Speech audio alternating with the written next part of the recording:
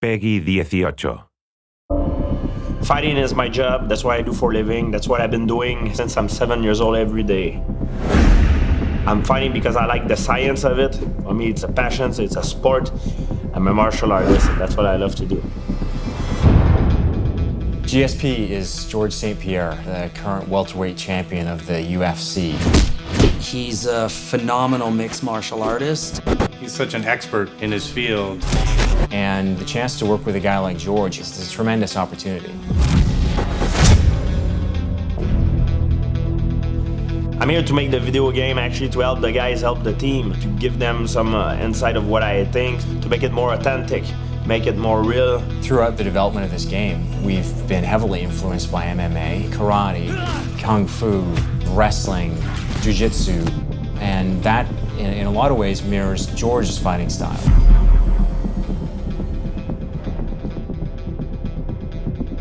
We took George through the story of the game, the characters, the world itself, and then got into the fighting. The fighting scene are so realistic, it's like the real thing, you know? I like the way the transition between the striking and the takedown is done. It's very fluid. Anything that glows red when you've got a character grappled is a piece of the environment that you can use. So you can use chair, you can take your opponent and throw him in a, in a fish tank or in a grinder. Oh my God!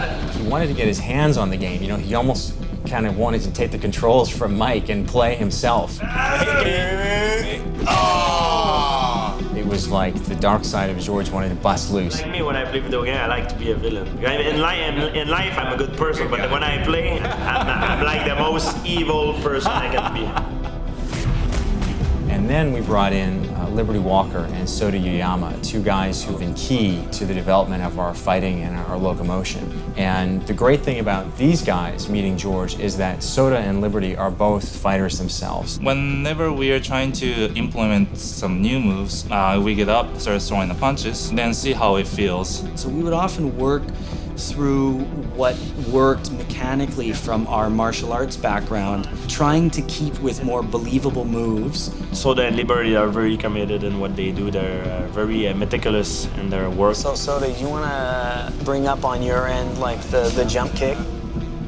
When you sprint in towards the enemy and you push the striking button and there's a jump kick that comes out. It's a little bit problematic for us just visually. We weren't quite happy with it, but we couldn't quite articulate what was wrong with it. So you can see it in slow-mo. Okay, I see the problem. Go ahead. Go continuously, yes, I can see. So at that point, you know, we broke into the mechanics of what was wrong with that move and how it wasn't looking correct. It doesn't feel like his hip. You know why? Because he's jumping with the same leg that he's gonna kick, which is wrong. Oh, you see? Jump with the left and you kick with the left. Yes. If I would do that move, okay, I would jump with my right and kick with the left. George was in his element when he was talking to those guys. That's really when he got fully engaged. What I like to do is when the guy kick here, up, getting into him, boom, and I see one he's doing like this, crack, and then break the leg. He's done, you know?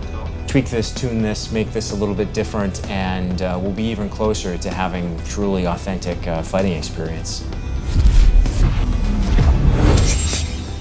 We talked a little bit about the flying punch. It's one of my favorite moves in the fighting, but I've learned new version of it and new ways to apply it. You know, the one I use with my front end that everybody knows, and I like to combine it with the leg kick. I'm not watching the leg. So I'm here, you go with the front, and then you finish with the kick this side. And the other one is the same thing, so I fake it, up, and I finish with the kick as well. Nice. It's like a combination, you know, you end up, papa, with the kick. Here, and that's it. Nice. Wow. So even if you're not actually making contact, right? When you're actually working him back, he's on the defensive. You can pin him down. Exactly. And then he's moving, but now you're in. His attention's up here. Yeah. And you're in kicking range. So that's almost guaranteed, right? Exactly. That's because he doesn't see what is coming. You block it. You block his vision eye. So he tries to protect eye. Then you cut the leg. You know. That's when it works the most efficiently. Yeah, definitely. He helped us refine the flying punch in the animation, and then we implemented in our game. You guys did a great job, like seriously. Maybe he can pick up the control and try out the GS. Try it out, yeah. If you want to fight multiple guys, I can give you 3 or 4 guys. Yeah, send me another one. Yeah, there you go. Well, you know what? Can you guys give me a little bit more? I think he's dead. Can I have another guy? I just killed this one. Okay, well, do you want maybe 2 more guys? And gave him 2 more guys. And he goes, no, like, I want more. How many can you put on this? Hey, do like their matrix, like. So we created a whole bunch of guys, and he's like fighting a massive army of guys just at him, and he's just working his way through them. George absolutely helped us take the game to, I think, just another level. Having a guy who really embodies what MMA is today come in and actually help us tweak up our fighting, which is really the cornerstone of the gameplay experience. Doing more and more stuff like that is crucial for game development, and actually getting to meet the experts in the field and the people who really live that lifestyle and understand that lifestyle. And the fact that we actually have stuff in the game that's representative of him. Oh, my fighting shorts. You got it, man. The main thing about it, the reason why we play game is to entertain ourselves, to have fun. And this game, I have to tell you, it's a lot of fun. That's a murderous rampage. Die, everyone. In many ways, I think he's just as dangerous on the road as he is in the ring.